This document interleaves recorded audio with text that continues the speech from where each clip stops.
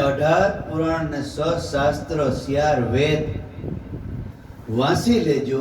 ક્યાંય પણ જીવતા જીવને મારવાની વાત આવતી હોય તો જીવતા જીવને મારી અને કોઈ દેવી દેવતાઓ એનો ભોગ ખાય એવું ક્યાંય સંતના માર્ગમાં આવતું હોય તો તમારો જોડો અને મારું માથું.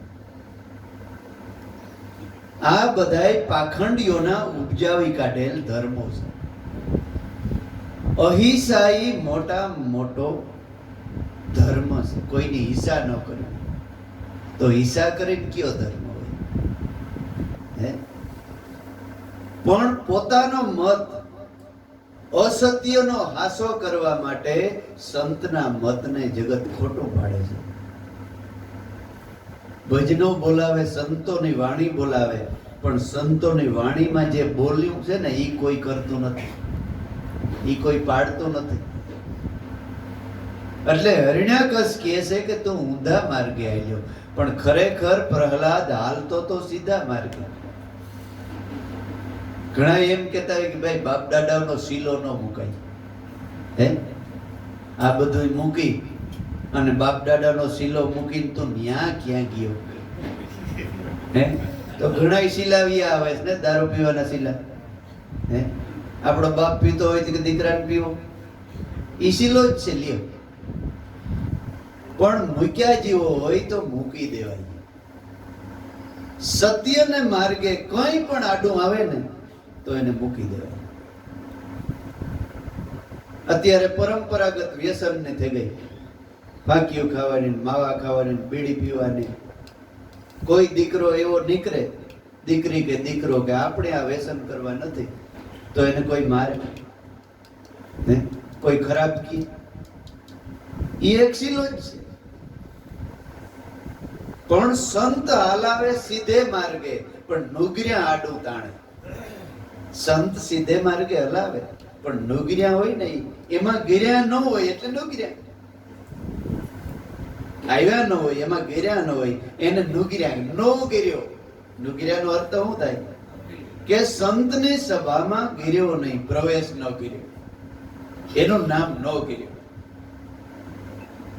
ત્યાં બેઠો નહીં, સંત માર્ગે હાલ્યો નહીં. અત્યારે હું માણી માને બસ ગુરુ કરવટ ટીલો કરાવી લ્યો, કપારમાં ટીલું, નવખંડમાં લીલું, પછી જાઓ મજા કરો. પછી ભલે અખાજ ખાતો હોય, દારૂ પીતો હોય, જુગાર રમતો હોય, વ્યાભિચાર કરતો હોય, ન કરવાનું કામ કરતો હોય, આમ કપારમાં ટીલો જ કરાય હોય.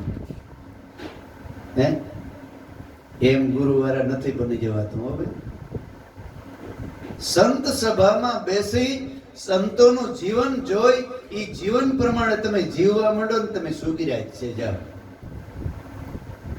એ પ્રમાણે જીવન જીવવું, એને ગુરુ માની લ્યો કે એ પ્રમાણે જીવવા માંડો.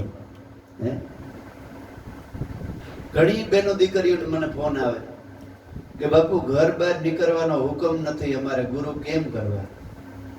હું કહેતો હોય કે તમારે જો એવું હોય તો ગુરુનો સત્સંગ તો તમે સાંભળો ને. સત્સંગ, એ સત્સંગ તમારા જીવનની અંદર ઉતારી લ્યો. ખોટું બોલોમાં, નિંદા કરોમાં, અખાજ ખાવમાં, ખરાબ દ્રષ્ટિ કરોમાં, કાનથી ખરાબ સાંભળોમાં, જીભથી ખરાબ બોલોમાં, પગથી ખરાબ રસ્તે તમે માણસ થઈને જીવન જીવો. તમારે ઘરને બારણે નીકળવાની જરૂર નથી. જીવો, માણસ થઈને જીવો. બસ આપણે શું કહીએ કે ભાઈ માણસ થા, માણસ થા. ગધાડાને કોઈ દી કેવું પડ્યું ગધેડો થાય?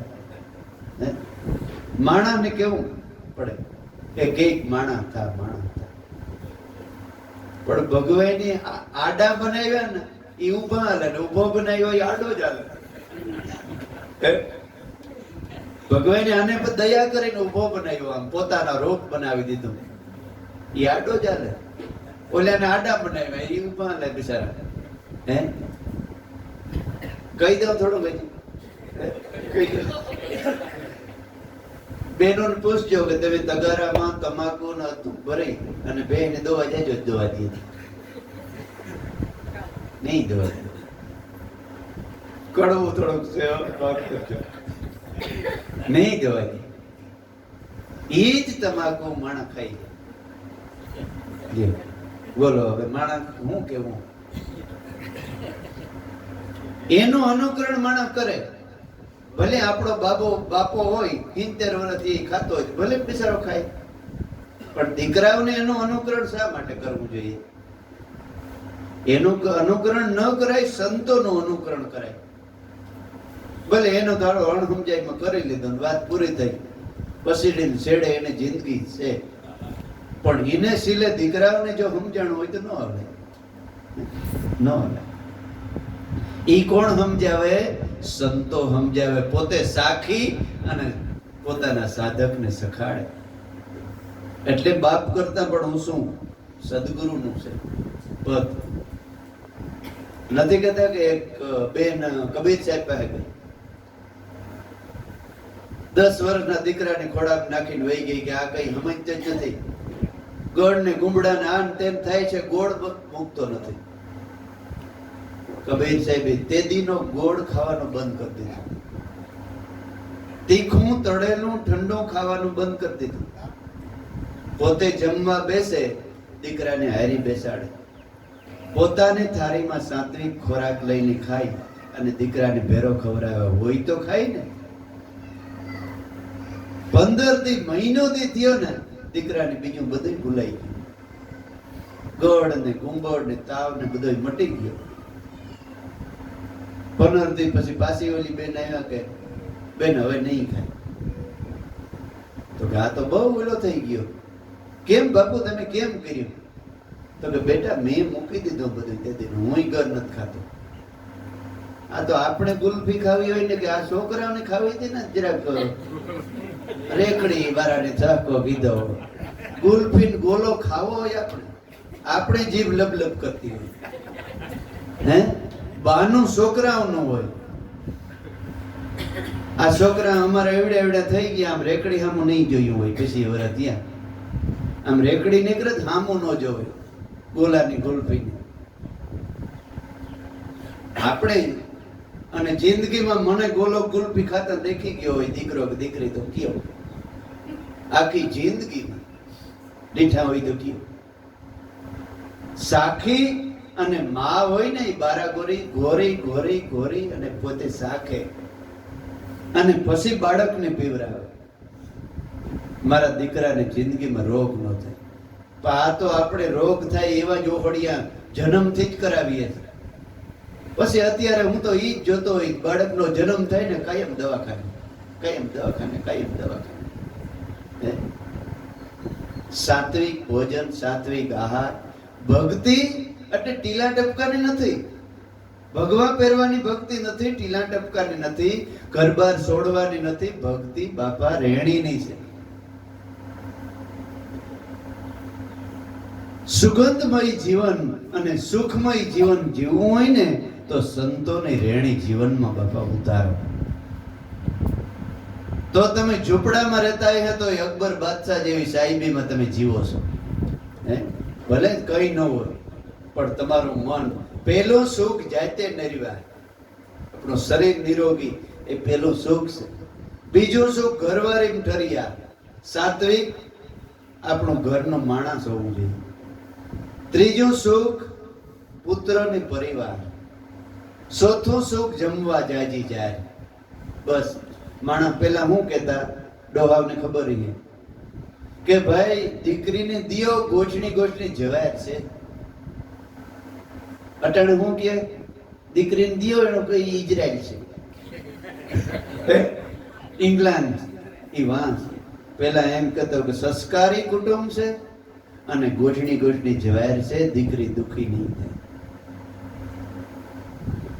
ભલે જાઓ તમે, તમારે એમ નથી, પણ સંસ્કાર ભેરા હોય, સમજણ ભેરી હોય, સંતોનો સંગ જો ભેરો હોય ને તો વિદેશમાં તમને ઈ ટેકો મળશે.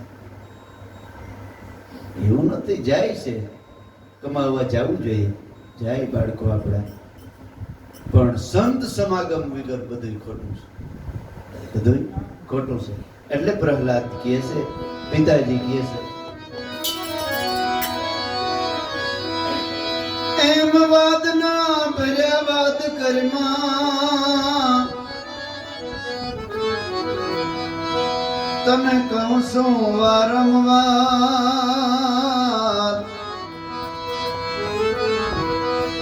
મારા કુળમાં ઉતરીને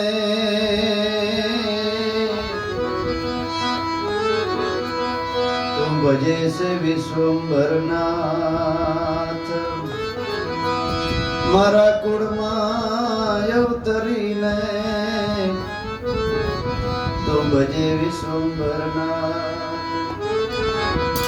એ એવું લાસન તે તો લગાડ્યું રે એ પેટે નખાય નહીં સોનાની કટા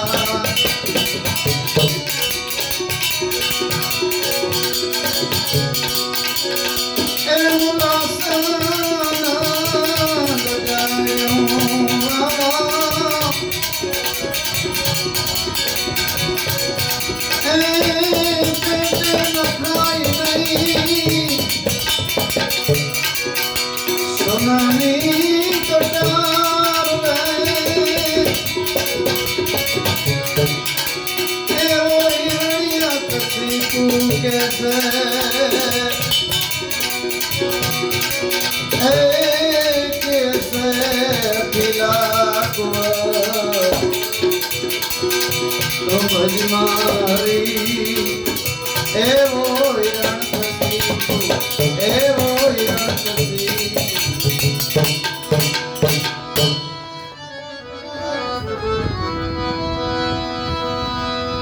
એમ મારા કયા તે અનેક ઉથાપિયા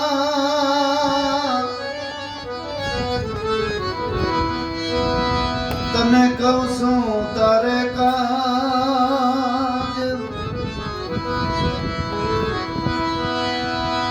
થંભ દગાવીને લોઢા તણો ઘણે રાંધે છે તમને જ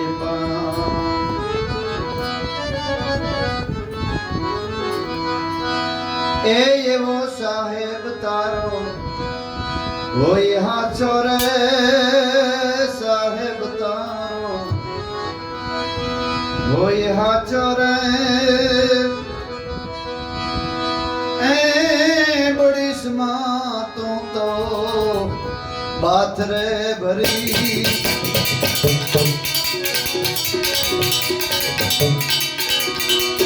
સાહેબ તારો હાચો રે એ બડીશમાં તું તો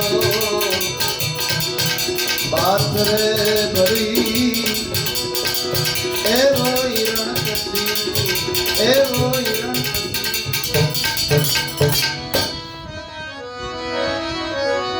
નામ નારાયણ નું નહીં છોડું એ ભલે તન નો થઈ જાય નાસ શીશ ને હાટે મેં તો હાસવ્યું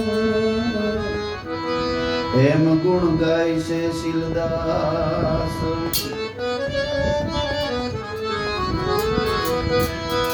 નામ નારાયણ નું નહીં છોડું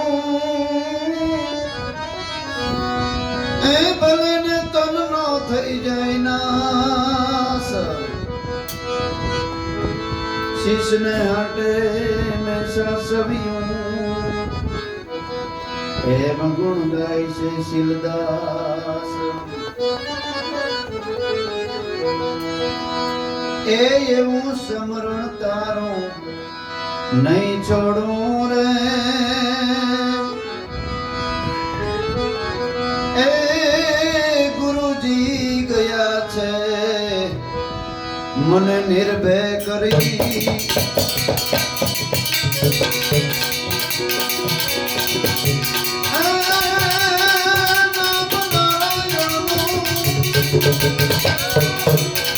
નહીં છોડું રે નાથ દીયા છે નિર્ભય કરી એવો હિરણ એવો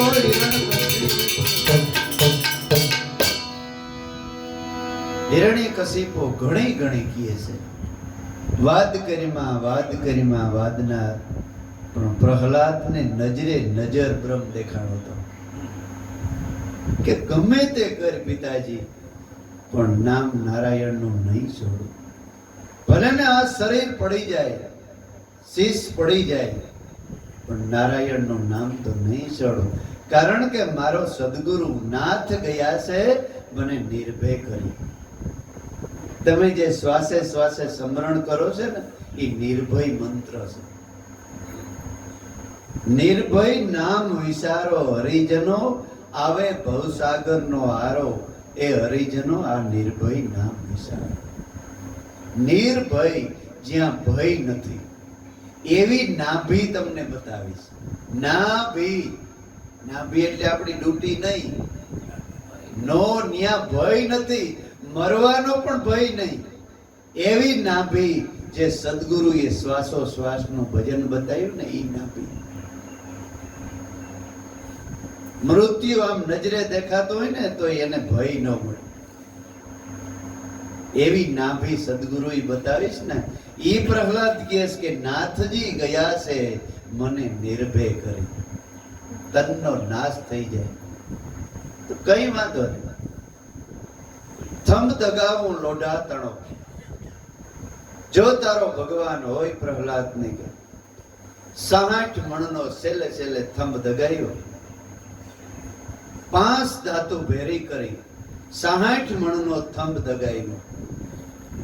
એવો દગાયો ઉપરથી આમ પક્ષી નીકળે ને તો અગ્નિ ની 4 લાખે નીચે પડી જાય.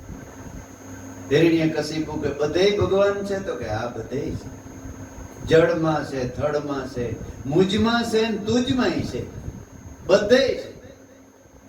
તો કે આ થંભમાં? તો કે થંભમાં છે. તો કે તો જો ભગવાન હોય તો ભરી લે બાત. અને માધીબેન નો કીર્તન બોલ્યો કે થંભમાં કોઈ જોવો તો ખરી. આધ્યાત્મિક એટલે આ દેહ છે ને થંભ છે. જો એને બાત ભરેલી ને તો થંભ ફાટે અને આથી નરસિંહ નામ નીકળે અને સાધકને ઉપદેશ આપે. નામનો ઉપદેશ આપ્યો, એમાં નર કે નારીનું કોઈ રૂપ ખરું? હે, ઈ નરસિંહ રૂપ નામ તમારો આત્મા છે. એને શરણે આવે ને તો આ દેહ રૂપી થંભ ફાટે એમ છે, અને નરસિંહ રૂપે નામનો ઉપદેશ મળે અને અમર થઈ જાય સાધક. તો કે આ એમાંય છે પ્રહલાદ. પણ બાળક 15-5 વર્ષનો કે બાળક, જરાક મન પ્રહલાદ નો ઓલું થયું કે મારો નાથ આમાં છે. એટલું થયું તો ભગવાન પેલા આવી ગયા અને નરનારીઓ ચારી બાજુ સંત ઉભા.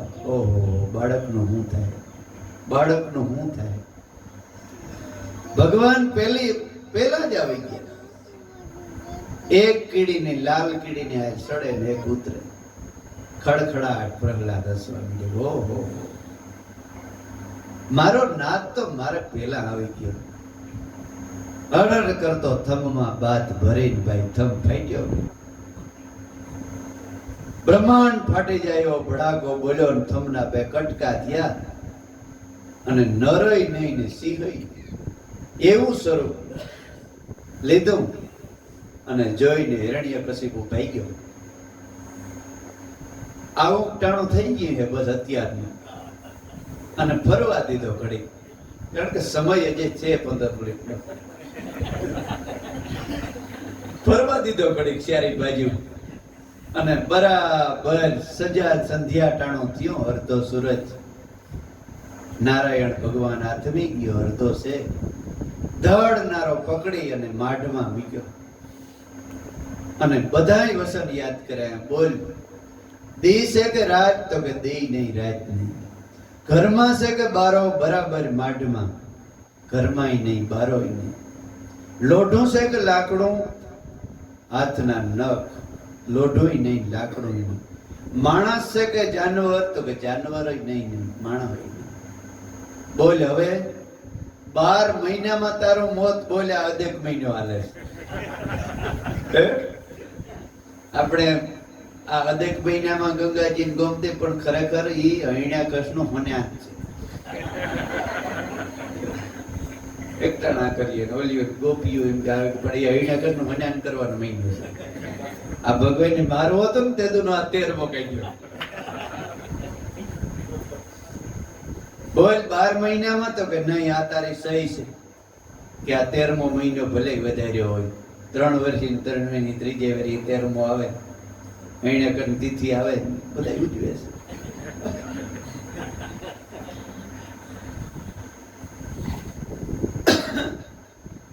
તો બોલ નખથી નાખ્યો સીરી નાખ્યો ભગવાનને સંતોને ક્રોધ કોઈ દી સડે જ નહીં. એક વાર જો સંત ભગવાનને ક્રોધ સડી ગયો ને તો અર્ધો પ્રલય પૃથ્વી માટે થઈ જાય.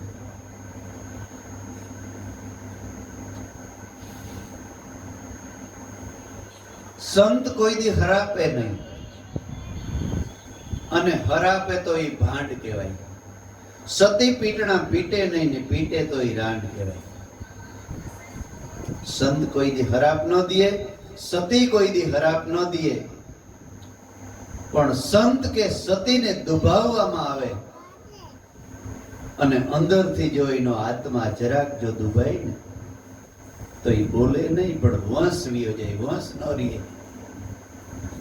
સંત સતા પે જાત હૈ, વંશ ધર્મ વંશ અને ત્રીજું ધર્મ ધરા અને વંશ. સંત સતા પે જાય, ધર્મ ધરા અને વંશ. ટીલા 3 ઉડી ગયા, જોઈ લ્યો કૌરવ રાવણ ને કંસ. સંત ને સતાપવાથી જોઈ લ્યો આ પરિણામ કેવું આવ્યું છે. એટલે સંત ને જસ પણ સંત હોવો જોઈએ. સંત ન હોય તો ન થાય કઈ. સત્યને માથે હાલતો હોય ને સંત કહેવાય. એટલે એટલો ક્રોધ ભભૂકવા માંડ્યો કે ભગવાનનો ક્રોધ બહુ હારો નહીં. સંતો ભેગા થયા, હવે ક્રોધને શાંત કરો. ક્રોધને કોણ શાંત કરવા જાય? ભગવાનના ક્રોધને શાંત કોણ કરે? લક્ષ્મીજીને બોલાવ્યા. લક્ષ્મીજી જોઈને જ મુઠ્ઠી વારે, મારી જિંદગીમાં આવું રૂપ જોયું નથી. હવે કરવું હું, ક્રોધ શાંત કેમ કરવો? ત્યારે પ્રહલાદને કીધું બેટા તારે માટે આ રૂપ ધારણ કર્યું. ત્યારે ભગવાનને પ્રાર્થના કરે પ્રહલાદ, 2 હાથ જોડી.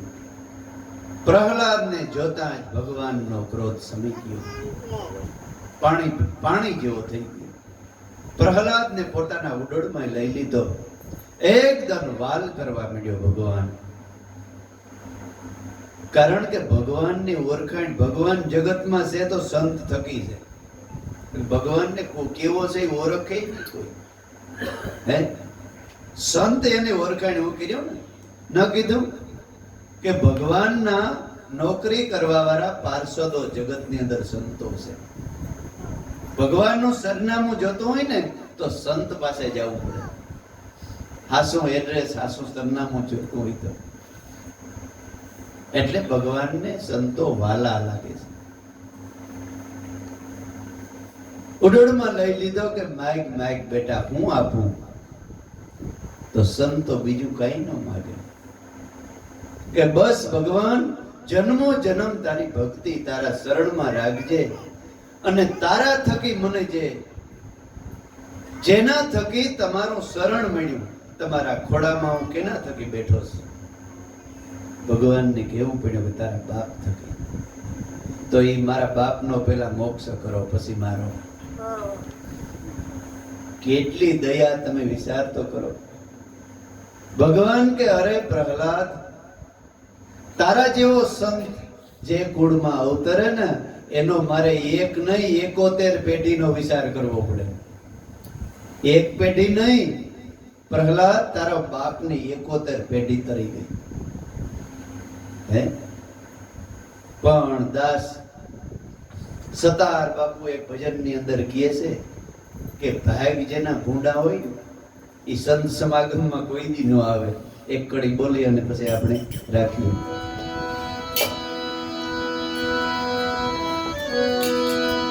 એમ દયા દાન કે દીનતા જેમાં લક્ષણ નથી એક, ધન લૂંટવાના ઢોંગમાં કરે છે ખોટો વિવેક. એમ દયા દાન કે દીનતા આવું લક્ષણ નથી જેનામાં એક, ધન લૂંટવાના ઢોંગમાં કરે છે ખોટો વિવેક. એ એવા ભાગ્ય જેના ભૂંડા, અરે ભૂંડા રે એ સંતોનો સમાગમ ક્યાંથી રે મળે.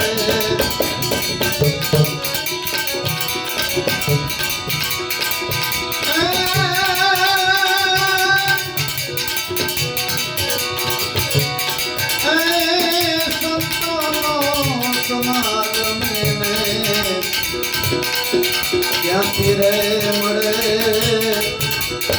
એવા ભાગ્ય જેના, એવા ભાગ્ય જેના. એમ ગરીબ ને દુખિયા તણું સેવાનું નથી જેને નામ, પોતે ભગવાન કાયમ જમતા જોઈ આ કલિયુગના ભીમ.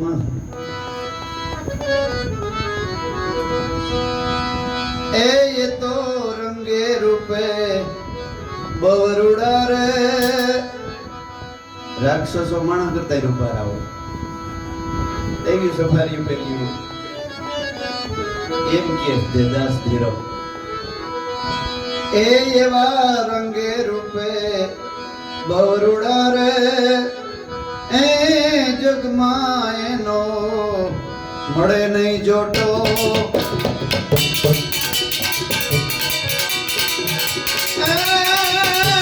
જગમાં મળે નહીં એનો જોટો રે.